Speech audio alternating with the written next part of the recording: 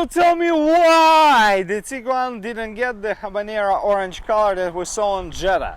It was actually really good color. That's something that you just going through the parking lot and you cannot skip it because it's so freaking bright. To me it would be a deal breaker. Well, this world is packed with boring SUVs. Every single one of them is gray, white or black.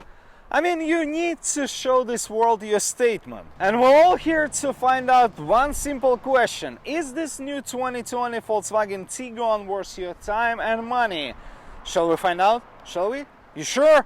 Ready? Roll! I saw the stats and I didn't like it. Hundreds of thousands people watching our reviews and they seem to like them. So be serious about it, like move your mouse down there, click the subscribe button, ring the bell and watch the newest and coolest cars, bikes, gear, parts. We do a lot of stuff every single week as soon as they come out. Let's go.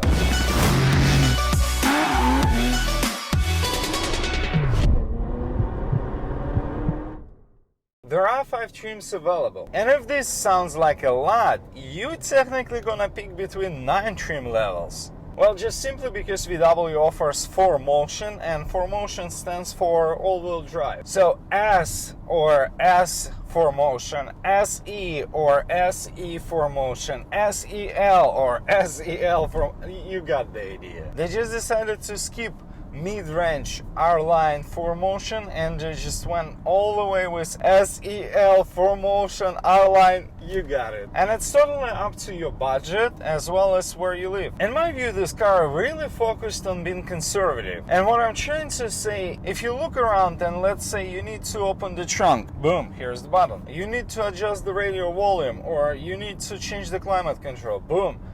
I think 10-year-old can figure it out. So they packed it with a lot of technology, a lot of features, but at the same time they made it easy to understand and use.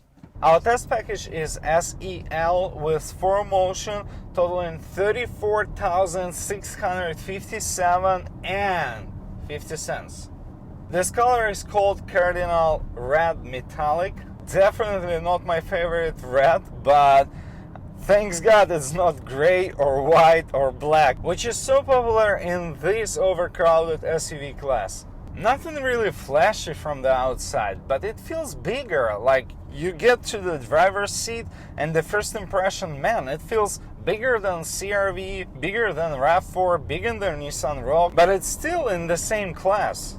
It is powered by 2-liter turbocharged 16-valve 4-cylinder engine. This is VW TSI engine, and it comes with 8-speed Tiptronic automatic transmission. This is the only choice you got for the engine and transmission. Thanks God we didn't have to pick something else because they've got already a ton of options to choose. Even this one with 4Motion doing 24 miles per gallon on average. And we already drove 406 miles. Yeah, it was mostly freeways, but at the same time, this is a great result when you have so much space and all-wheel drive. In terms of the horsepower ratings, you've got 181 horsepower and 221 pound-feet of torque. Because this engine is boosted, you don't have any feel like I need a V6, this could be slow. It is fairly quick, and when you push the pedal to the metal, well, it goes. When it comes to safety, I think VW tries to be Volvo on the budget. Let me explain.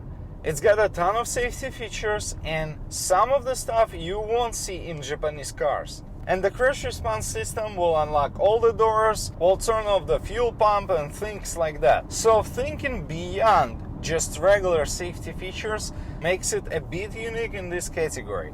This all comes together with a proper body. Even when you're driving, even if I will just keep the silence for 20 seconds, you can tell I'm doing 40 miles an hour and it's quiet. It's really quiet. And think about it.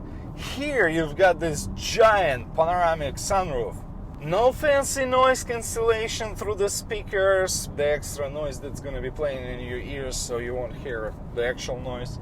They just did the rigid body and it transforms to quiet ride. And let me show you the difference. I'm sure you can tell it.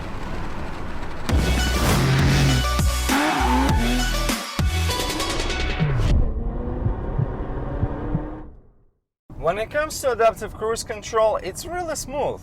I do like how it works. I do like how it reacts on different conditions. Like, for example, if somebody is gonna merge in front of you, it will apply the brakes, it will do it very smoothly. But on the other hand, you've got this lane keeping system. It does not really hold you in the lane. We know the better systems out there, and this feels like a system from 4 or 5, I don't know, 6 years ago. Well, at least you should be thankful it's not beeping on you.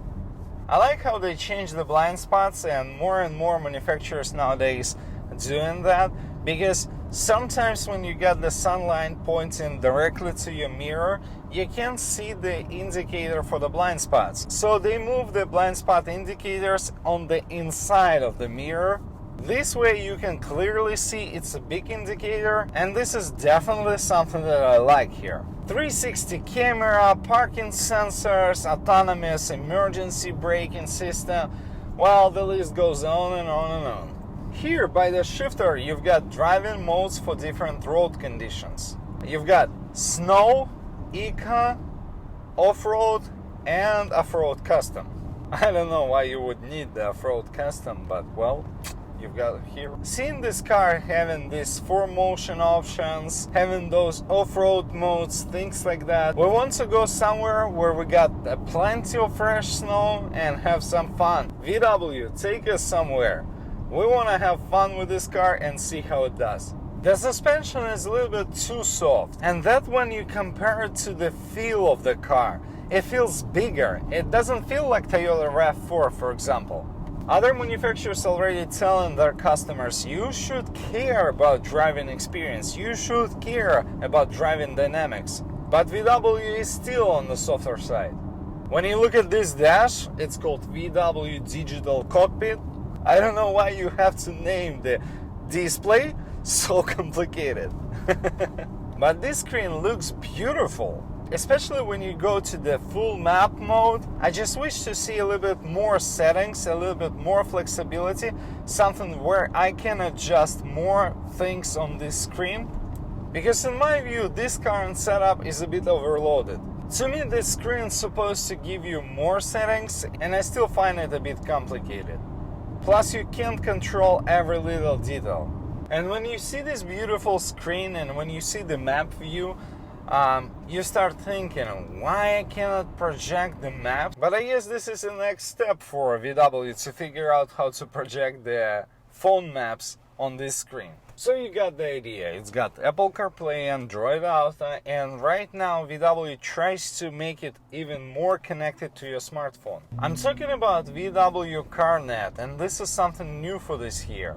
So with a simple app on your smartphone, you can connect to the car. You will have a full access, lock and lock the doors, locate the vehicle, set up the boundaries, bunch of different notifications. You got a ton of features, and as long as you will pay for the subscription, so the SIM card in this car will still have the internet, you will get the Wi-Fi hotspot, so your passengers can connect to the car and use the Wi-Fi hotspot. What I really don't like about this car, well, probably the warranty. See, the new warranty, for example, for Kia or Hyundai would be 50,000 miles or 5 years bumper to bumper, and 10-year or 100,000 miles for powertrain. In this case, I'm talking about VW, you get only 4 years, 50,000 miles, 4 basic and 4 powertrain. And to me, this is a big downside in comparison to other cars, even if you take Toyota. On the other hand, this is the only one in class where you can add the third row seats and still be in the compact SUV segment. And when you fold those seats down, you get up to 73.5 cubic feet of cargo. And man,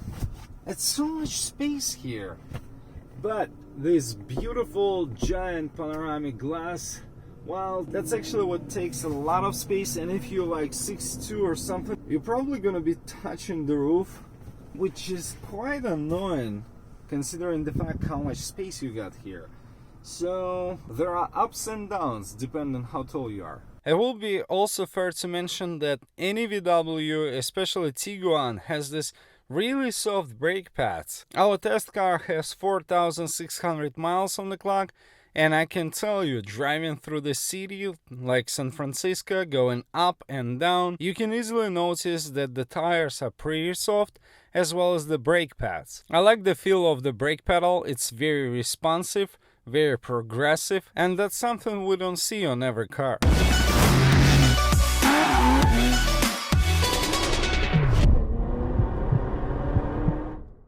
So is it worth your time and price tag? Well, you should be careful in terms of trim and options. Buying a fully loaded for 40k might not be your best bet. Base S-trim won't impress you either. On the other side, the engine is torquey, you got a ton of features and options, and it's packed with technology. It does feel like a European SUV, even though you get the transmission from Japan and the final assembly as well as the engine from Mexico. You wanna know my personal take on this? I wish the VW would focus on some specific category. Let's say safety, let's say driving experience, let's say something, and they would nail it. Instead, they're trying to be all over the board and they're missing points here and there.